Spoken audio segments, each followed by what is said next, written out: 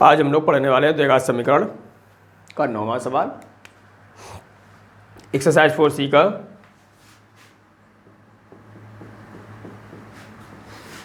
सवाल नंबर 9। देखिए क्या कह रहा है कि 2x² प्लस के x माइनस के 6 बराबर अगर 0 दिया गया है, 2x² प्लस के x माइनस के 6 बराबर अगर 0 दिया गया है तो इसे हम किस प्रकार से हल कराएंगे कि 2x² का हम माइनस के 6 में गुणा कराएंगे, तो ये हमारा हो जाएगा माइनस के 12x² और 12 के हम गुणनखंड कराएंगे तो ये आ जाएगा आपका इस प्रकार से कि जोड़ने पर आपका या घटाने पर 1 बचना चाहिए और गुणा करने पर आपका 12 आना चाहिए। तो 2 दूनी 4 और 3 12, तो ये हो जाएगा आपका 2x² और प्लस के 4x माइनस के 3x माइनस के 6 बराबर 0। जो बड़ी संख्या होती है उसका चिन्ह हमेशा इस वाली संख्या का चिन्ह के जो इस संख्या का चिन्ह होता है वही रहता है, और शेष संख्या का जो विपक्ष वाली संख्या होती है उसका चिन्ह या तो इसके समान रह सकता है अगर जोड़ा जाएगा, अगर घटाया जाएगा तो इसके विपरीत चिन्ह रहेगा। इन दोनों पदों में से हम 2x को कॉमन लेंगे तो हमारा आ जाएगा x प्लस के 2, और इन दोनों में से हम -3 को कॉमन लेंगे तो हमारा x प्लस के 2 बराबर 0 आ जाएगा। दोनों कोष्टकों से हम x प्लस 2 को कॉमन लेंगे तो हमारा 2x माइनस के 3 बराबर 0 आ जाएगा।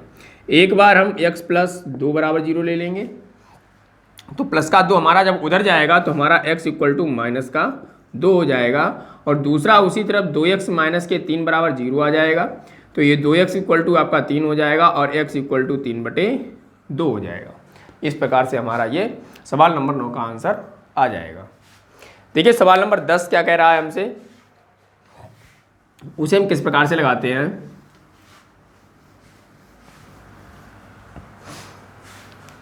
सवाल नंबर 10 दिया गया है हमारा x माइनस के 3/x बराबर 1/2।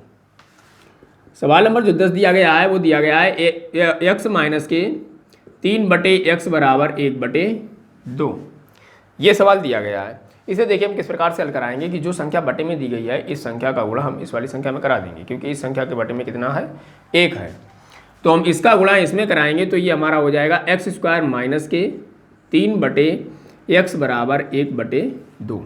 अब यहाँ पर इसका कैंची गुणा हो जाएगा, तो जब कैंची गुणा कराएंगे तो ये आपका 2x² हो जाएगा माइनस का 6 आ जाएगा, x का इधर गुणा कराएंगे तो हमारा ये x हो जाएगा। x को हम इधर लाएंगे तो ये आपका हो जाएगा 2x² माइनस के x माइनस के 6 बराबर 0, क्योंकि ये प्लस का x था, ये इक्वल टू के इधर आएगा तो इसमें यो जो प्रतिलोम लग जाएगा, तो ये संख्या प्लस की थी और माइनस की हो जाएगी। अब जैसा पिछले हमें सवाल में लगाया था कि 6 दूनी माइनस का 12x² आ रहा था, वैसा इसमें भी दिया गया है, लेकिन उसमें x प्लस का था और इसमें आपका माइनस का दिया गया है। तो इसमें हम क्या कराएंगे कि 4 को माइनस रखेंगे और 3 को प्लस कर देंगे, तो ये आ जाएगा आपका 2x² माइनस के 4x प्लस के 3x माइनस के 6 बराबर 0। 4x में से हम 3 को घटाएंगे, माइनस का x बचेगा, इसका हम गुणा कराएंगे तो माइनस के 12x² के बराबर हो जाएगा। इन दोनों पदों में से हम 2x को कॉमन लेंगे तो हमारा x माइनस का 2 बचेगा, और इन दोनों में से हम प्लस का 3 कॉमन लेंगे तो x माइनस के 2 बराबर 0 हो जाएगा। इन दोनों पदों में से हम x माइनस 2 को कॉमन लेंगे तो दूसरे कोष्टक में हमारा 2x प्लस के 3 आ जाएगा, बराबर आपका 0 रहेगा। एक बार हम x माइनस के 2 बराबर 0 ले लेंगे तो हमारा x इक्वल टू ये प्लस का 2 बन जाएगा, क्योंकि माइनस का है इक्वल टू के उधर जाएगा तो हमारा ये प्लस बन जाएगा। दूसरा आपका दिया गया है कि 2x प्लस के 3 बराबर 0 लेंगे तो हमारा 2x इक्वल टू माइनस का 3 हो जाएगा और x इक्वल टू माइनस के 3/2 आ जाएगा। इस प्रकार से हमारा ये सवाल नंबर 10 का आंसर आ जाएगा। बहुत ही अच्छा सवाल है, सरल सवाल था। देखिए सवाल नंबर 11 किस प्रकार से लगाएंगे।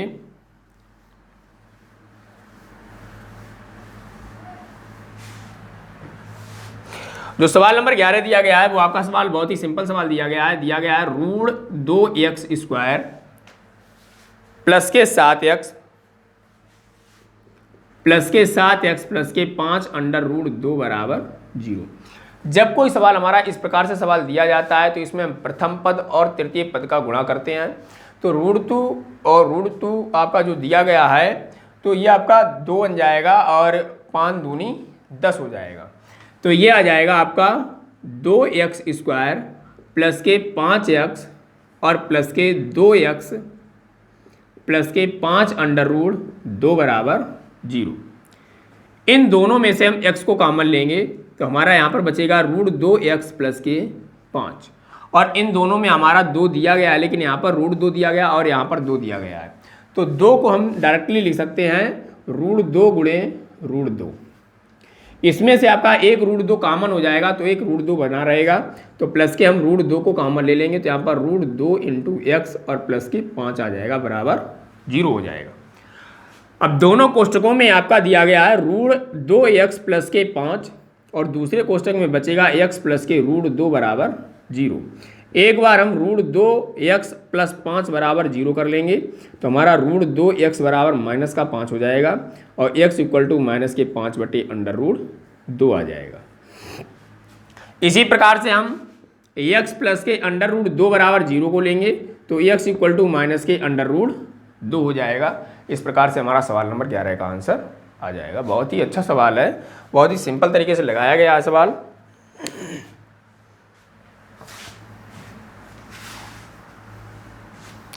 अगला सवाल दिया गया है आपका 12 नंबर। देखिए सवाल कितना अच्छा सवाल दिया गया है कि 2x स्क्वायर प्लस के ax माइनस के ए स्क्वायर इक्वल टू 0। जब कोई संख्या इस प्रकार से दी होती है तो उसे हम किस प्रकार से लगाते हैं कि आपका दिया है 2x स्क्वायर प्लस के ax माइनस के ए स्क्वायर इक्वल टू 0, और जहाँ पर कह रहा है कि जहाँ आपका जो a है वो एक वास्तविक संख्या है। कैसी है? वास्तविक संख्या। 2x स्क्वायर का हम a माइनस ए स्क्वायर में गुणा कराएंगे तो ये हमारा माइनस का 2a स्क्वायर एक्स स्क्वायर हो जाएगा, और इसके जब हम गुणनखंड कराएंगे तो 2 एकम 2 आ जाएगा, तो ये आ जाएगा आपका कि 2x स्क्वायर प्लस के 2ax और माइनस का ax माइनस के ए स्क्वायर इक्वल टू 0। इन दोनों से हम 2x को कॉमन ले लेंगे तो हमारा x प्लस का a बच जाएगा, और इन दोनों में से माइनस a को कॉमन ले लेंगे तो x प्लस का a बराबर 0 आ जाएगा, और दोनों कोष्टक में x प्लस के a को हम कॉमन ले लेंगे तो हमारा ये 2x माइनस के a बराबर 0 हो जाएगा। एक बार हम x प्लस के a बराबर 0 लेंगे तो x इक्वल टू माइनस का a हो जाएगा, और यहाँ पर आपका 2x माइनस के a बराबर को 0 लेंगे तो ये हमारा 2x बराबर a आ जाएगा, और x इक्वल टू हमारा a/2 हो जाएगा। इस प्रकार से हमारा ये आंसर आ जाएगा सवाल नंबर 12 का। देखिए सवाल नंबर 13 क्या दिया गया है, बहुत अच्छा सवाल दिया गया है, वो भी आपका रूल में दिया गया है। जैसा अभी हम लोगों ने 11 नंबर सवाल लगाया था उसी प्रकार से है सवाल। सवाल नंबर जो 13 दिया गया है वो दिया गया है 4 under root 3 X square, 4 under root 3 X square plus K 2x minus के 2 अंडर रूट 3 इक्वल टू 0। अब इसमें देखिए जो आपका प्रथम पद दिया गया है वो दिया गया है 4 अंडर रूट 3 एक्स स्क्वायर, जबकि आपका तृतीय पद जो दिया गया है वो माइनस का 2 रूट 3 दिया गया है। तो इन दोनों का हम जब गुणा कराएंगे तो 4 का 2 में गुणा हो जाएगा, आ जाएगा 4 दूनी 8, और रूट 3 आपका 3 बन जाएगा, तो 8 3 24।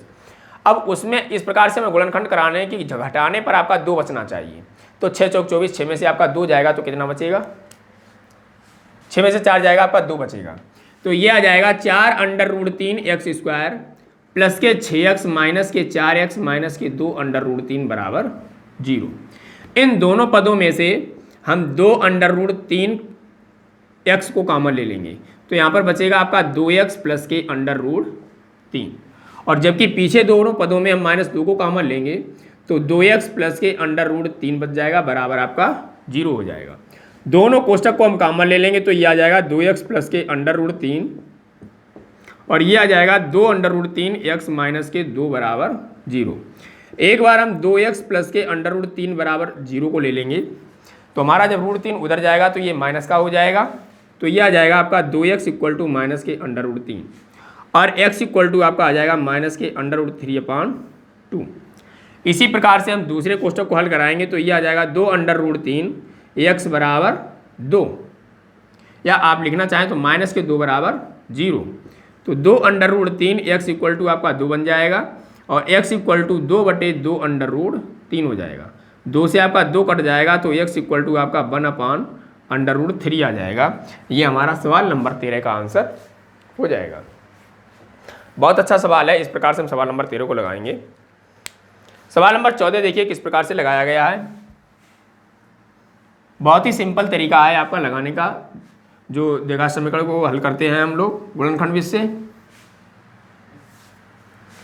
सवाल नंबर जो 14 दिया गया है वो आपका दिया गया है कि 3x माइनस के 8 बटे x बराबर 2।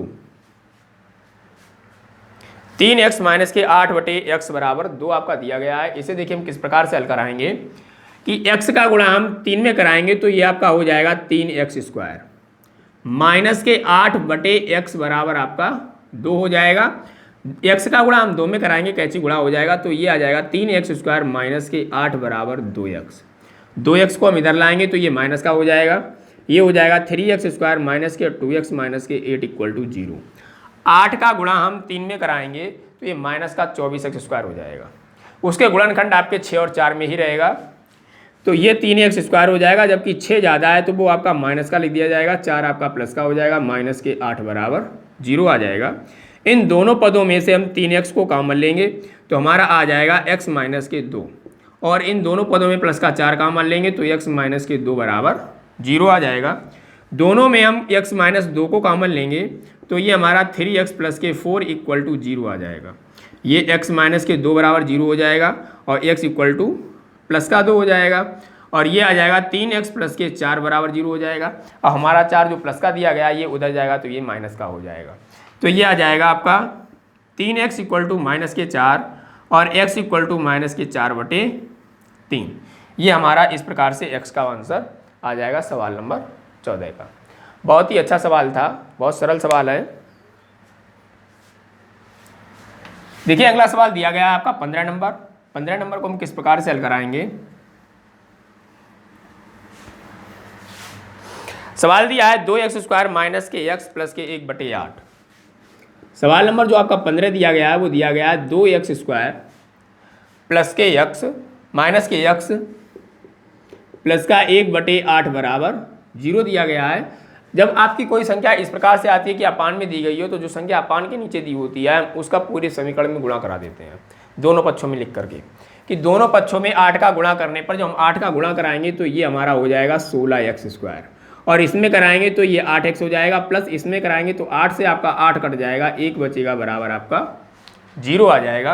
अब 16 का हम 1 में गुणा कराएंगे तो ये 16x स्क्वायर बन जाएगा, और उसके हम गुणनखंड कराएंगे तो किस प्रकार से कराएंगे कि 16x स्क्वायर माइनस के 4x प्लस के 1 बराबर 0। इन दोनों पदों को हम जोड़ेंगे तो ये हमारा माइनस का 8 आ जाएगा, और गुणा कराएंगे तो ये माइनस माइनस प्लस हो जाएगा, 4 चौको 16x स्क्वायर आ जाएगा। अब इन दोनों पदों में से हम जब 4x को कॉमन लेंगे तो हमारा ये 4x माइनस का 1 बचेगा, और इन दोनों पदों में हमें 4x प्लस का चाहिए तो -1 को कॉमन ले लेंगे और ये 4x माइनस का 1 बराबर 0 हो जाएगा। दोनों कोष्टक को हम कॉमन ले लेंगे तो 4x माइनस का 1 आ जाएगा, और ये भी आपका 4x माइनस के 1 बराबर 0 हो जाएगा।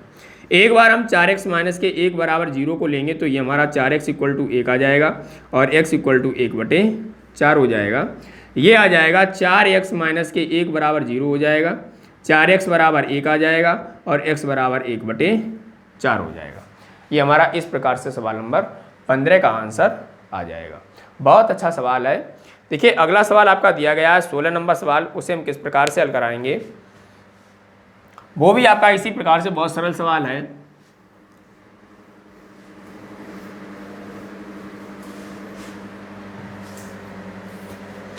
देखिए सवाल नंबर आपका जो 16 दिया गया वो दिया गया है कि 100x स्क्वायर माइनस के 20x प्लस के 1 बराबर 0। ये सवाल जब इस प्रकार के सवाल आते हैं कि इनका गुणा जब तृतीय पद में कराते हैं तो हमारा पूर्णवर्ग रूप में ही रहता है, तो बीच वाली संख्याओं को हम आधा आधा कर देते हैं। जैसे आपका ये दिया गया है कि 100x स्क्वायर और 20 को हम कर देंगे माइनस के 10x माइनस के 10x और प्लस के 1 बराबर 0। अब आगे वाले दोनों पदों में हमारा देखिए 10x कॉमन मिल रहा है, तो हम इसमें से 10x को कॉमन ले लेंगे तो ये हमारा बचेगा 10x माइनस का 1, और इन दोनों पदों में हम -1 को कॉमन ले लेंगे तो 10x प्लस का हो जाएगा और 1 माइनस का हो जाएगा। इन दोनों कोष्टक में हम 10x माइनस 1 को कॉमन लेंगे तो ये हमारा 10x माइनस के 1 बराबर 0 आ जाएगा। 10x माइनस के 1 बराबर 0 लेंगे तो ये 10x बराबर आपका 1 हो जाएगा, और x इक्वल टू 1 बटे 10 आ जाएगा। इसी प्रकार से इसे भी हम लेंगे कि 10x माइनस के 1 बराबर 0 लेंगे ये 10x इक्वल टू आपका 1 हो जाएगा और x इक्वल टू 1/10 हो जाएगा। इस प्रकार से हमारा सवाल नंबर 16 का आंसर आ जाएगा। 4C में आपके 16 सवाल थे और 16 सवाल आपके हल हो गए हैं। बहुत ही अच्छा ट्रिक है सवाल लगाने का, बहुत ही सिंपल तरीका है लगाने का। इस से हम किसी भी प्रकार के द्विघात समीकरण को लगा सकते हैं। हमारा पिछले वीडियो में एक क्वेश्चन था जो था आपका कि अल्फ़ा बीटा किस भाषा से संबंधित है। इसका आंसर राजन राजपूत द्वारा दिया गया है, ग्रीक भाषा से संबंधित है। बहुत अच्छा क्वेश्चन था, आंसर बहुत अच्छे तरीके से दिया गया है। इस क्विज का सवाल है आपका कि अंडर रूट 5 का मान, आंकिक मान कितना होता है। आप लोग कमेंट करके ज़रूर बताएं।